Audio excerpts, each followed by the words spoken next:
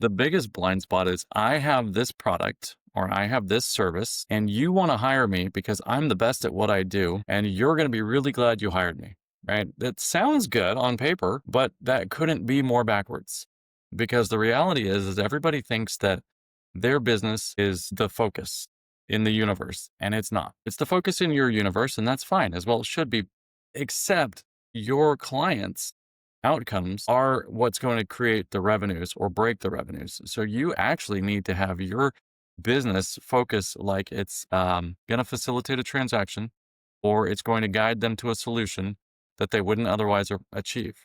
Welcome to the Aro Benaiah Show, where we dive into stories, strategy, and real life lessons of entrepreneurs who build with their hands, their mind, and with their purpose.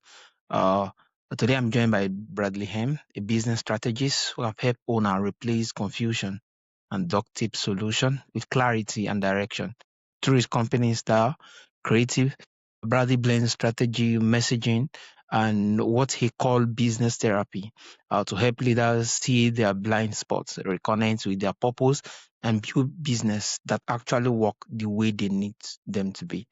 It's really a pleasure having you on the show, Brady. Oh, thanks so much, Aro. It's really exciting to be here. I appreciate the Yeah, thank you. So, Brady, what was it like opportunity. growing up? What was it like growing up? The brief version is pretty typical. I grew up in the United States, so pretty typical American household, so to speak. My dad owned his own business, so he was a painting contractor. So I never really had a full grasp of what I should say the typical American lifestyle was because it was always kind of touch and go in business, right? Good times, hard times, feast or famine, as they say. So then as I got older and started getting into the workforce and business, I started looking more at what actually makes the world go round as far as business economics and kind of how to tackle that from those angles in that direction. Wow, that was really amazing. Wow.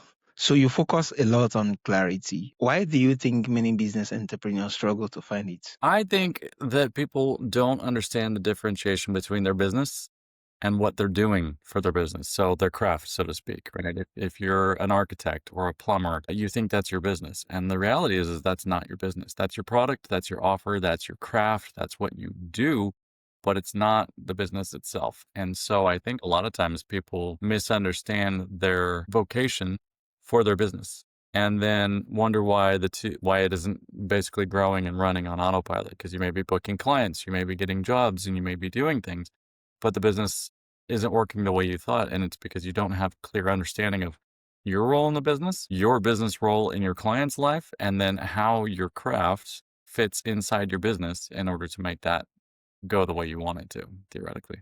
So there's a lack of purpose and a lack of goals, but most of it is just lack of understanding.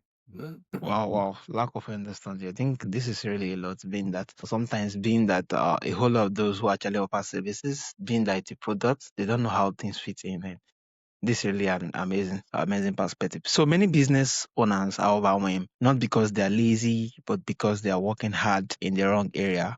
Why does this happen so often? Well, I think it happens so much because we're taught in business that quantity and revenues are the most important things. And so because we look at that and we go, okay, so I'm in business to make money. I want to make more money. So I need to do more things more efficiently.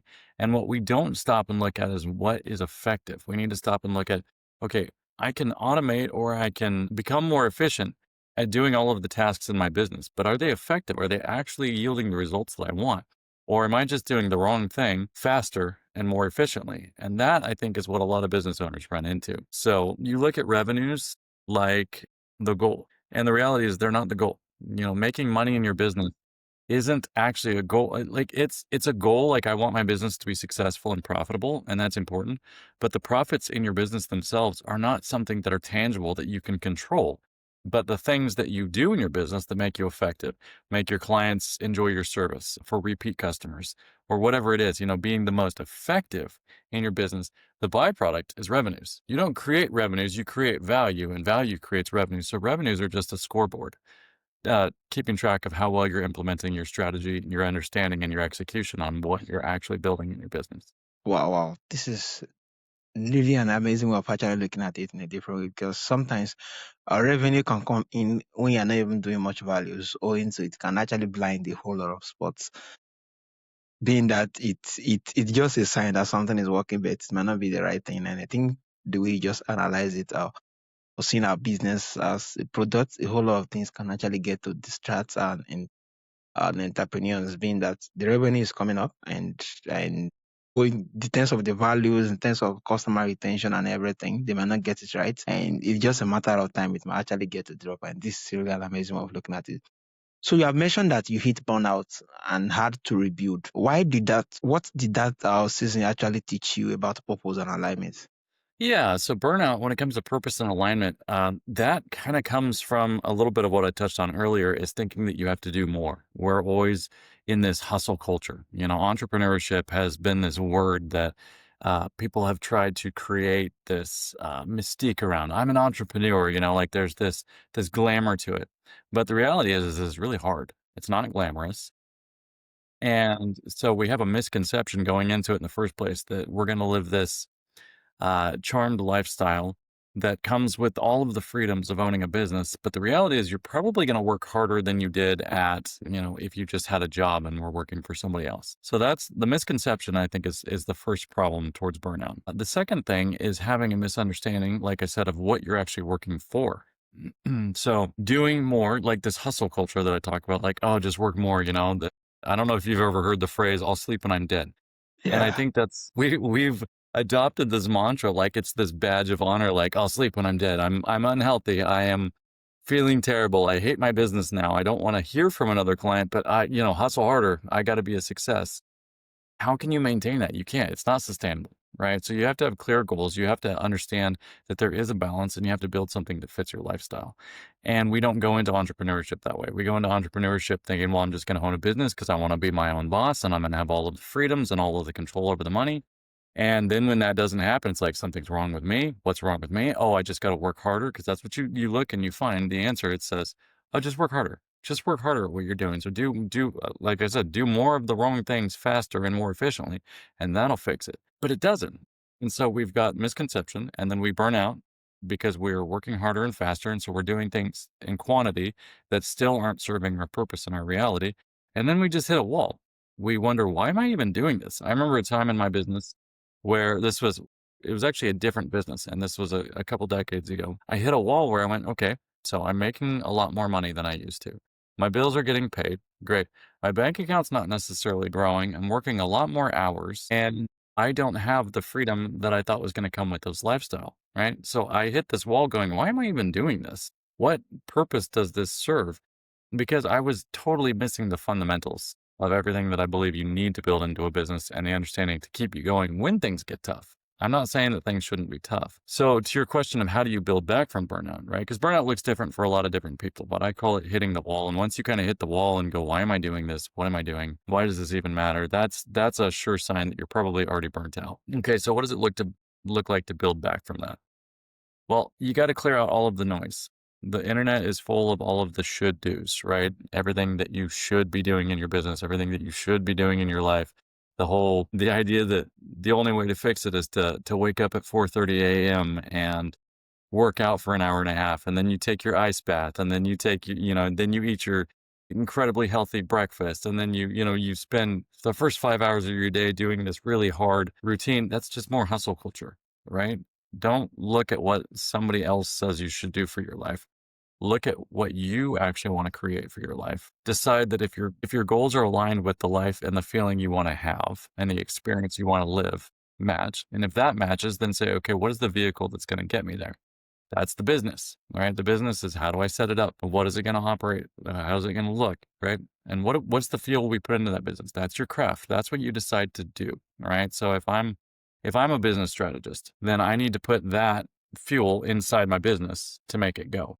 And my business is, okay, what is my mission? Who am I helping? What am I trying to accomplish? So my mission informs my brand. My brand is my identity. And my identity is also tied to the culture that I'm creating. So how is my client going to feel interacting with me? Once I understand how my client is going to feel interacting with me, now I know how to market that. I know the feeling and the experience and the understanding and what I'm trying to do. Now I have a mission. So business strategy is just my craft. That is the fuel that I put inside my vehicle. The vehicle is the business that I just described, from mission, culture, brand. Now that's what I'm driving towards the goals, right? And now I create some sort of marketing and I go out and my clients start coming to me. Not automatically. Usually that is the biggest part of business that people stumble on is they go, well, you just market. It's like, that's not a simple question to answer or a statement to make. Marketing looks different for every business. But however it is that you connect with your would-be clients, now they come back to you.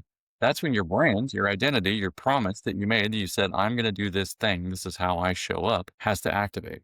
That's when your clients have the interaction with you and the full experience, and it goes well or it doesn't go well. And at that point, revenues through that value exchange of value, I'm helping solve their problems, and they're going to exchange value with me in terms of monetary compensation. Now we have revenues. And if you can get those things lined up so that they're working in an ecosystem that actually works and aligns with you and who you are and what you feel your purpose is. And and a side note, your purpose is what you decide it is. A lot of times people say, go out and find your purpose in this life. We get burnt out often because we don't know what our purpose is. And we think our purpose is out there somewhere, like it's this hidden thing, this hidden gem that we're going to go dig up somewhere. If we can just get the right treasure map, if we can just get the right tools, if we can just dig in the right spot, we'll find our hidden purpose, right? Your hidden purpose is right here.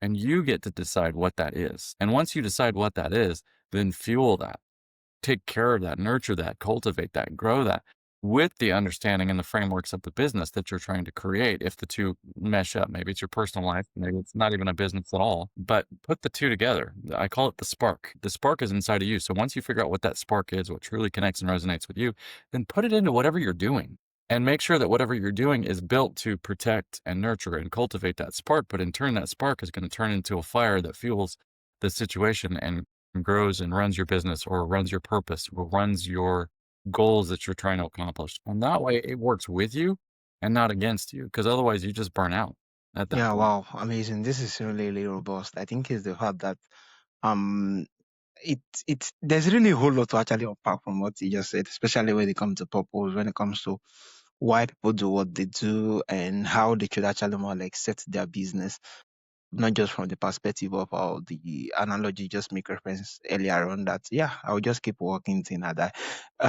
which is really, really overwhelming and yeah, really, really frustrating too.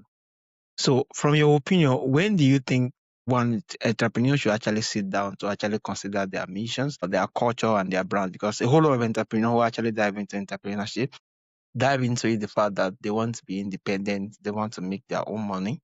They don't want to have more like a boss, more like a tag boss, more like who actually gets to lead in. They want to own the decision and everything they get to make. Metric. Yeah, that's a great question. At what point should you do it? In my experience, working with clients, you should do it from the very beginning. Do it from concept. Because what I end up doing with a lot of people, and I love helping them in this way, but I end up deconstructing their business and breaking it Mm, back down to the beginning. Because usually when they come to me, they're like, hey, we have a goal that we can't quite hit, or there's something wrong that we're not sure what's going on. Right. And so once I dig down into that, I realize it's because we didn't actually take the time to, or they, but I yeah, say we because I work with them collectively. We didn't take the time to actually understand the mission of what we're trying to accomplish. And it could be in any profession, right? But what is the mission? What are you trying to do? That's so important to have that understanding because your mission is more, we've all seen the mission statements on company websites or on the wall of the lobby in the company you walk into, and it's got this cool mission statement and gold lettering or whatever. And you're like, well, that's catchy. I wonder if they really believe that. A mission statement should be a living, breathing thing. It should be something real. It should be something measurable and obtainable. And it's also subject to change. So just because your mission at the start of your business is one thing doesn't mean, 5 years down the road, it's still going to be the exact same thing. It's subject to growing and changing and evolving and maturing, just like we do as human beings. And so we need to make sure that we have an understanding of what our mission, because our mission actually helps guide and inform our decisions from there on out.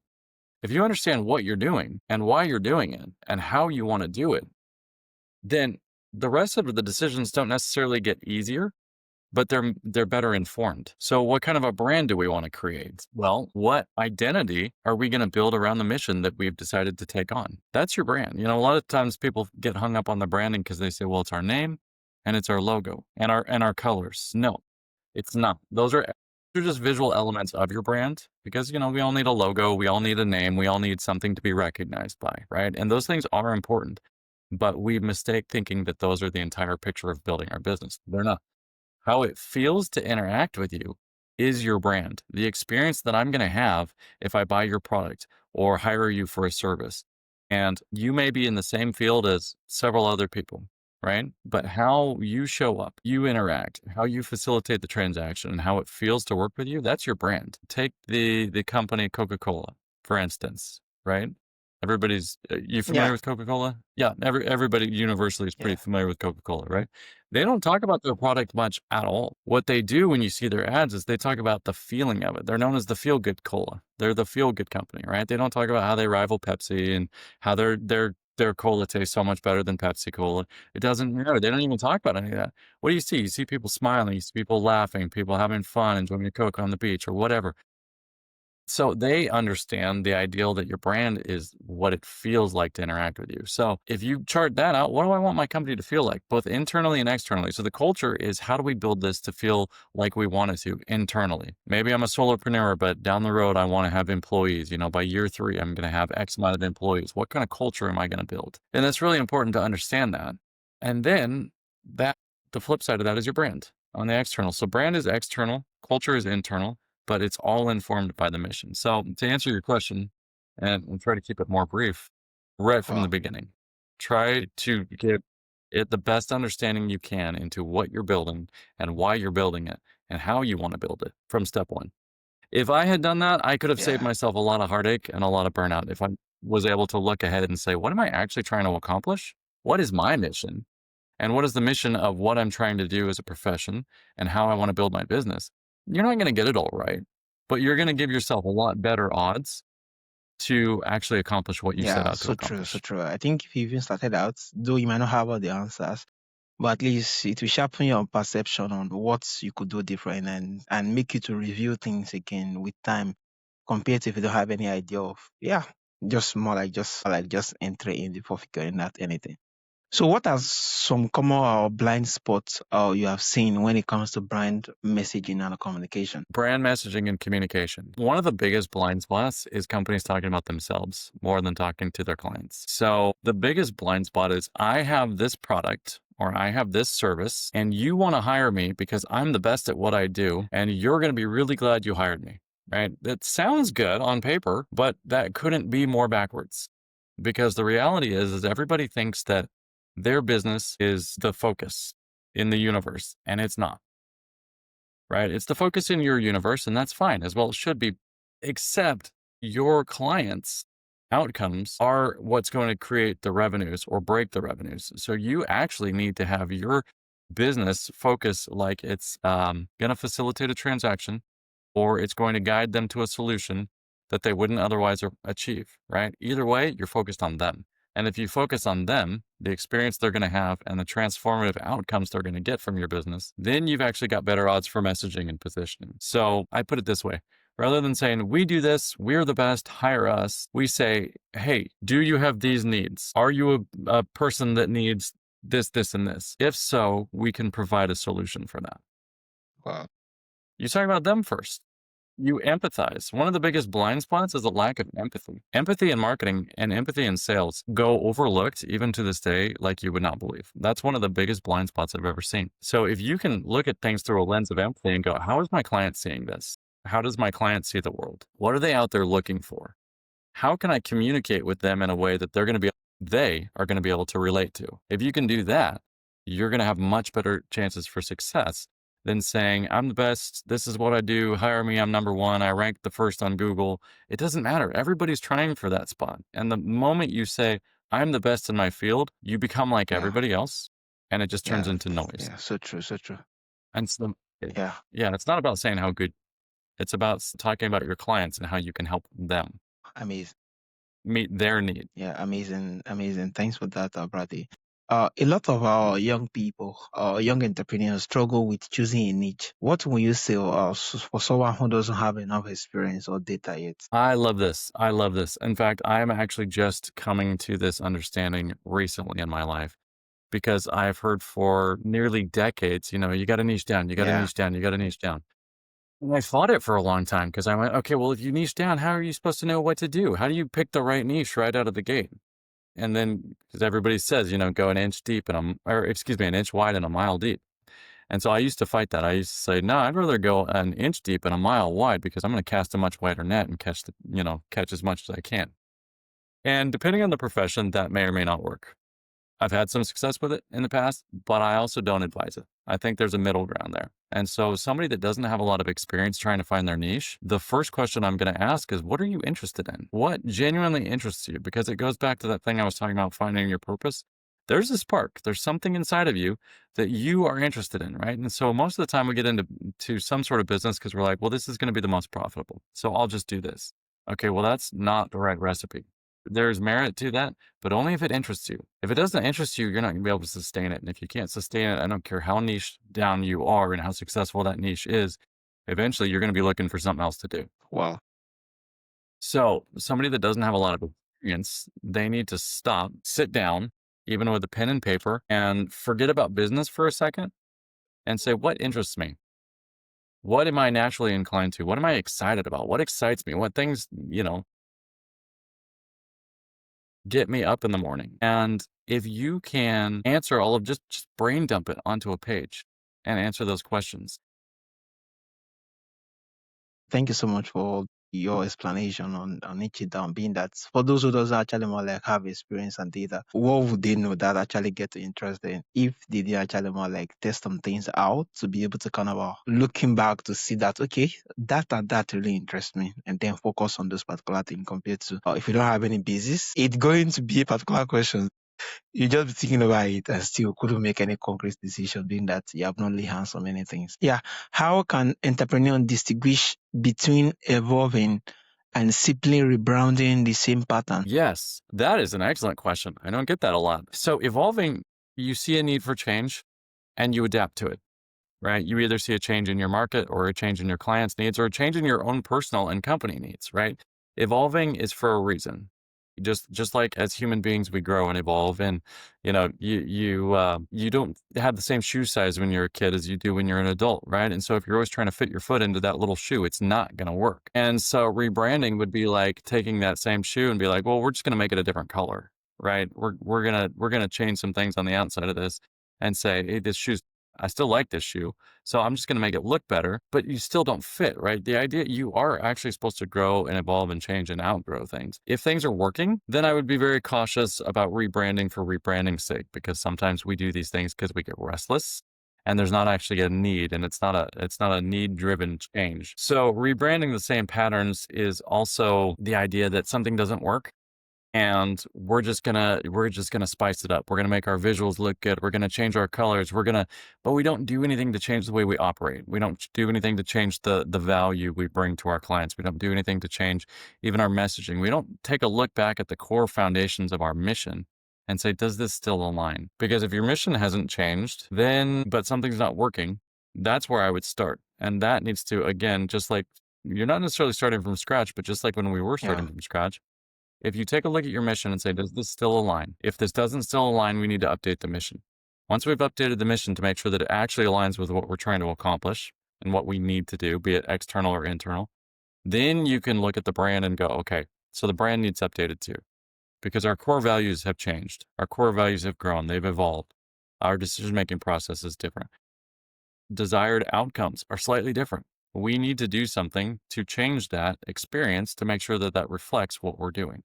That is good reason for a rebrand. That is something that is tangible and internal structure and not just repeating the same patterns.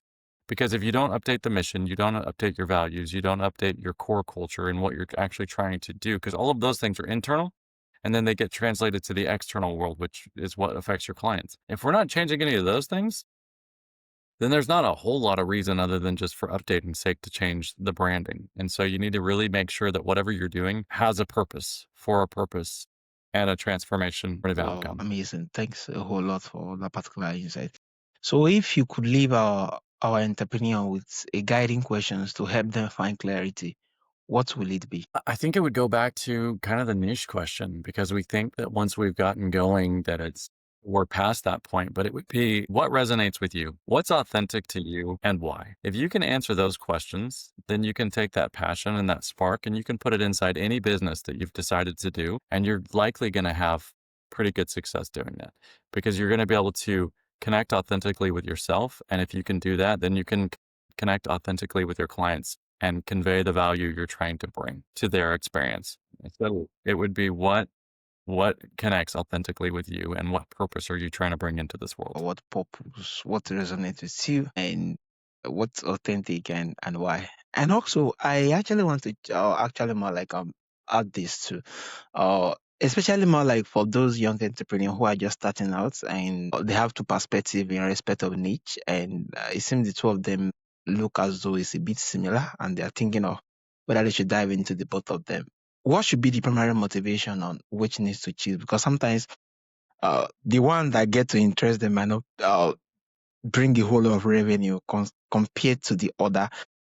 Should be more like I'm just thinking what should be more like the basis of actually more like choosing right, especially if the both niche they are close to each other. More like what should be the balance in choosing a particular niche. The balance between choosing a niche that you feel authentic and resonates with your purpose, but also has a good revenue. I think there is a balance there. And I think the balance is actually important. So when I said don't necessarily just focus on the revenues, I think you should definitely look at something and say, does this have a high revenue potential? Right? Because that is important. That's that look down the road. Can I take my purpose and put it into this vehicle and make this vehicle go the distance that I need it to go? Right? That's the revenues down the road. I think that's an important question to ask. But if you skip the does this align with my purpose and you just go, well, that's a high revenue occupation, I'm going to go do that, then you're missing the pieces that you really need to use to build on in the middle. So I'm not at all saying don't focus on revenues. I think revenues are actually extremely important. I was talking to somebody who this was actually they're still in school. They're getting ready to graduate high school in about a year. And I said, well, what are you planning on doing? And they said, I'm going to become an accountant. And I said, oh, that's really interesting. I said, are you interested in numbers and accounting and things like that? And they said, no, not at all. And I said, well, why are you becoming an accountant? And they said, well, because it pays well. And I'm interested in that. And I said, okay, I get that. We're all interested in what pays well, and I think that's important. But what worries me about this person's answer is that they have no motivation to stay in it. They're in it for the revenues. And so I'm thinking, what happens when the hard times hit and you haven't built that client base yet that is supposed to come with your chosen profession? What happens if it's a struggle and you really got to motivate yourself and force yourself to work in your accounting practice that you've now started and you don't like accounting at all? You don't resonate with it. You don't, and your clients are going to feel that. And they're going to go, well, this guy doesn't really seem to care. I think he's just in a paycheck, right? You could set yourself up for a massive failure and never actually achieve the revenues in a very lucrative field because you can't quite get there. You can't put that spark inside the vehicle to make the vehicle drive like it needs to, right? For the fuel. So by no means am I saying don't focus on the revenues.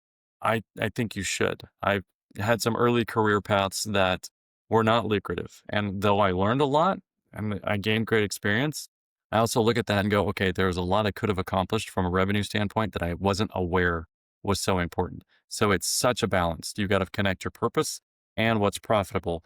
And if those two can line up. So I think it's really important to look at both, because if you pick a profession that you know you're going to hate because you're like, this is just not easy to learn, or not because not that you should shy away from a challenge, but something that just it goes completely against your nature and it doesn't click, then it's probably not something that's going to be really easy to flow into. And the revenues probably aren't going to be there as a byproduct anyway. So be very careful in that I call it the golden handcuffs. Something pays you well enough that you can't leave it. You're paid well enough that you're trapped there. And so it's like you're wearing a pair of golden handcuffs. Yeah, So don't put something that's just going to end you up in golden yeah, handcuffs just because the revenues are good. But by all means, focus on something that is high yielding in revenues. I think that is yeah. important, Amazing, amazing. or at least has the potential. Yeah, amazing. Thank you so much, brother. I think this is really amazing. So if you had to leave more like an advice for yeah, just we actually advise that person in high school who doesn't have any skill yet. They're looking forward to becoming an entrepreneur, they're looking forward to becoming business owner.